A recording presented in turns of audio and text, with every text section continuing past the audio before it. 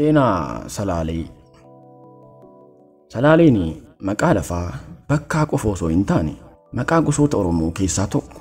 Salaaleen akka maqaa bakkatti yeroo dheeraadhaa fi Habashoonnii fi warra amantii hin qabne baddaa Shawaa keessa jiraatan gidduutti wal dhabbeen ta'edha. Salaalee yookiin Silaalish koonya guddaa bakkatti godaantonni Amhaaraa kan dur kaabarraa dhufanii jalqabaa fi uummata lafichaa irra jiraatu waliin walitti bu'anidha. Yeroo Habashoonni jalqabaa fi laga Abbayyaa yookiin Murmur cehanii Salaalee irra qubachuu jalqaban kanneen dura dhaabbatan keessaa tokko hoogganaa Oromoo Mootii Lammii jedhamu ture.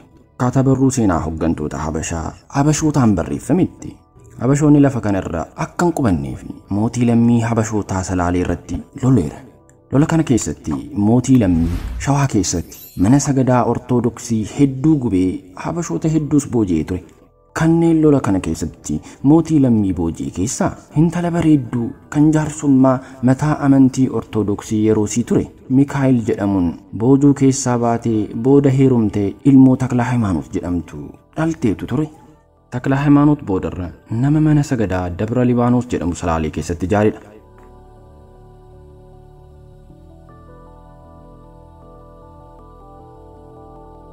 Mootii Lammii jechuun mootii biyyaa jechuu akka ta'e barreessitoonni alaa barreessaniiru. Maqaan bakka masaraan isaa itti ijaarames maal bareeddee jedhama. Maal bareedde jechuun jecha Oromoo ta'ee akkam bareedde jechuudha. Kan Mootii Lammii Habashootaa Salaalee irra qubatuuf dhufan itti lolee fi bakka maal bareedde jedhutti masaraa ijaarratee Salaalee keessatti taa'e jaarraa 13ffaa keessa ture. Yeroo kana mootiin Habashootaa Ikunuu Amlaakidha. Maarree kabajamtoota daawwattoota sagalee kitaabaa. Jechi Mootii Lammii jedhu maqaa nama tokko osoo hin taane kanneen Oromoo dursan yookiin hoogganan maqaa ittiin waamaman ture. Afaan Oromoo keessatti mootii jechuun hoogganaa, bulchaa, qajeelchaa, nama isa dura deemu, hoogganuu fi kan kana fakkaatan maqaa Oromoon ittiin yaamudha. Asmiroom Laggasa akka jedhutti jechi mootii jedhu sooressi kan nama dursu yookiin diina injifatu jechuu qofa osoo hin taane maqaa kabajaa Oromoon ittiin warra qaalluu yaamudha malee maqaa bakka aangoo miti. Kanumatti dabaluunis Nagaasoo Gidaadaan Oromoo kibba bahaa Wallaggaa Sayyoo keessatti jechi mootii jedhu hoogganootii fi hangafti hortee Sayyoo kan ittiin yaamamanidha. Kun hawaasa keessatti bakka isaan qaban kan agarsiisu malee aangoo siyaasaa isaan qaban kan agarsiisu miti jechuudhaan dubbata. Kanarraa kan hubatamu Mootiin Lammii lola Oromoon jaarraa 13ffaa keessa lafa isaa irraa Habashoota ittisuuf gaggeesse kan hooggane Abbaa Duulaa fi maqaa kabajaa kenname akka ta'edha.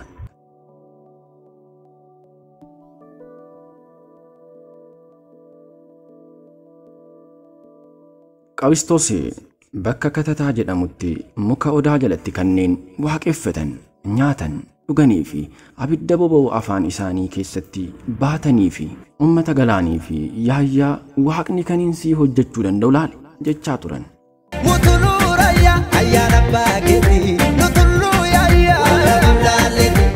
Ragaa kanarraa kan hubatamuu danda'u gosti Oromoo galaanii fi yaayyaa bara 1352 keessa baddaa Shawaa keessa jiraachaa akka turanidha.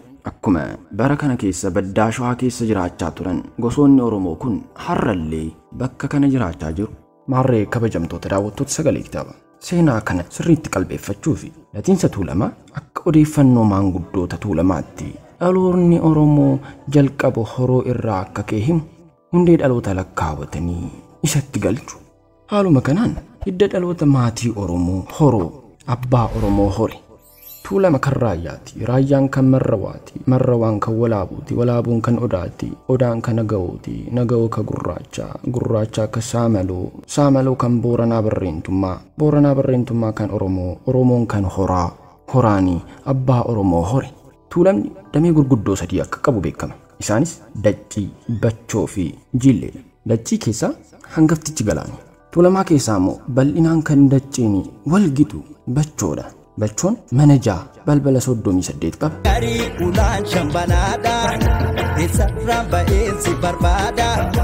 Balballi Bachoo qabsummaan wal qabatee iddoo 5tti akka argamu hubatama. Innis Bachoo Waraaba, Bachoo Ejereef Mettaa, Bachoo Salaalee, Bachoo Darraa, Bachoo Booranaa yookiin Walloo jedhamu.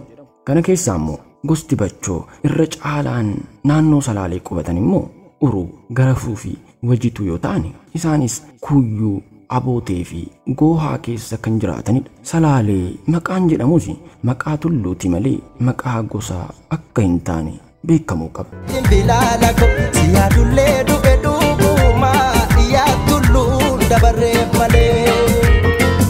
Dhumarratti gosoonni Oromoo Tuulamaa damee gurguddaa sadii Daccii, Bachoo fi Jiillee durii qabee naannoo amma gurguddaa kana jiraachaa akka turan ni dubbatama.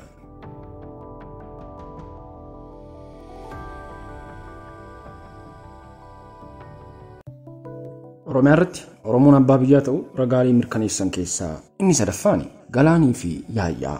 Galaanii fi Yaayyaa jalqaba jaarraa 13ffaa keessa barruu seenaa keessatti mul'achuu jalqaban. Shakkarii ulaan shambanaadha eessarraan ba'eensi barbaada faanaakee arguun na dhamaase karri baay'achuun na qormaate. Akkuma sila ibsuu yaalletti Galaanii fi Yaayyaan gosoota Oromoo ta'anii har'aan tana baddaa Shawaa keessa qofa osoo hin taane gola Oromiyaa hunda karaa dhihaa Oromiyaa Maccaa keessatti, kibba Oromiyaa Gujii fi Booranaa keessatti, handhuura Oromiyaa Tuulamaa keessatti, baha Oromiyaatti warra galaan keessa kan jiraatanidha. Akkuma har'aan tana qaama Oromoo ta'anii jaarraa 5 duras qaama Oromoo saba Oromooti. Hojjetaan amantaa kiristaanaa Joon L. Raap jedhamu bara 1838 hanga 40 keessa yeroo Walloo deeme uummanni naannichaa muka odaaf guddoo kabaja akka qaban keessattuu immoo muka marsaatti argamu ulfina guddoon akka ilaalanii fi namoonni isa waliin deeman muka kana jala taa'uu barbaannaan arbaariitu dheekkamaa jedhanii akka dhowwan dalagaalee amantii akka jalatti gaggeessanii fi kan muka kana harkaan qabate yookiin muka kana irraa damee tokkollee mure adabbii hamaan akka isa mudatu barreesse.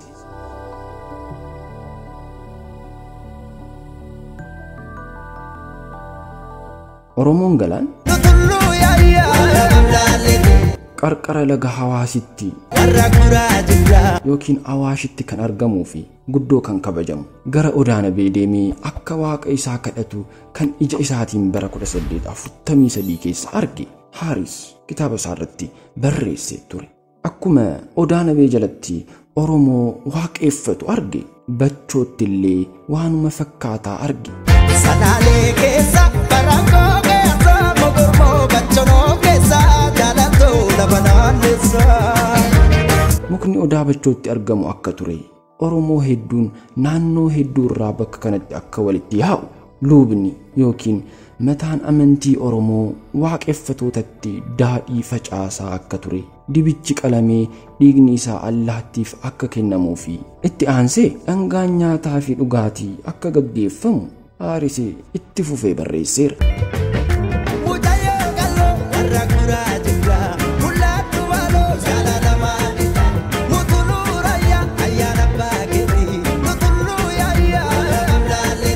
Kanarratti kan ifa ta'uu qabu gaaddisni Odaa bakka amantii qofa osoo hin taane bakka siyaasaa fi hawaasummaa akka turedha. Gaaddisa muka Odaa jalatti seerri tumame, lollii fi nagaan labsame.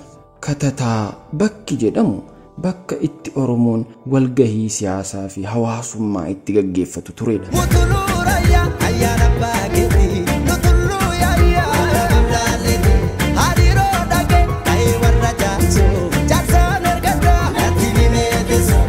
Kana jechuun maarree Oromoon biyya har'a irra jiraaturra kan jiraachaa ture qofa osoo hin taane sirna siyaasaa, hawaasummaa, aadaa fi seeraa ittiin bulu kan mataa isaa qabaachaa akka ture kan ibsudha.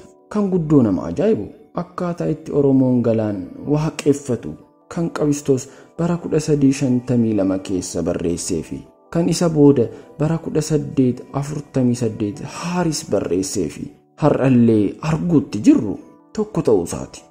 Oromoon Liiban kan laga Abbayyaa gamaa fi gamana jiraatu qaama galaani. Maarree lola Ahmed Giraanyiin dura Oromoon Tuulamaa keessa jiraachaa akka ture kun mirkaneeffannaa isa guddaati.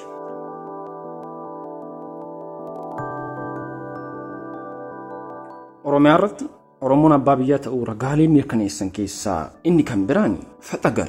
Faxagar baddaa Shawaa keessatti bakka waan maraqa rooba qilleensa gaarii fi biyyee gabbataa fi beeylada hedduu qabaachuu isaatiin guddoo badhaatu turte. Lafa kanarra kanneen jalqaba jiraachaa turan gosoota Oromoo kan ta'an kanneen akka Waajjii, Galaanii fi Mayyaa turan. Lafti Faxagar hanga kaaba Arsiitti bal'aa ture. Akka afoola Oromootti Odaan Nabee kibba Finfinnee kiiloomeetira 30 irratti kan argamtu jaarraa 13ffaa fi 14ffaa keessa bakka teessuma aadaa fi caffee Oromoo ture. Sababa weerara mootii Habashootaa kan ture Amadaa Tsiyooniin teessoon kun bakka kana irraa gara kibbaatti godaane. Fatagar bara 1531tti Ahmad Giraanyiin ogguu gabroonfamtu bara 1545tti immoo Galaawudiyoosiin gabroonfamte. Maarree Odaan Nabee bakka teessuma caffee Oromoo ta'ee tajaajila. Kan guddoo nama ajaa'ibu garuu Odaan Nabee kan bakka teessuma caffee Oromoo ture manca'iinsa bosonaa hunda irraa hafee har'aan tana bakka Oromoon galaan itti wal ga'uudhaan itti fufuudhaan jiraattota magaalaa Fatagar warri ta'an Jiddaa yookiin Giddaa, Wajjii fi Ifaat Oromoo akka turan sirriitti waan beekamudha. Seenaa keessatti Giddaa yookiin Jiddaan maqaa gosaa fi bakkaa ta'eetu barreeffame. Maarree maqaalee Arabootaan barreeffaman keessaa kan irra deddeebi'amee tuqame maqaalee kana. Giddaa yookiin Jiddaan magaalee xiqqaa keessaa tokko yoo ta'e illee magaalaa daldalli ho'aan keessatti gaggeeffamaa ture. Magaalaan kun kibba baha badda Shawaa fi kaaba dhiha laga Hawaasitti argama.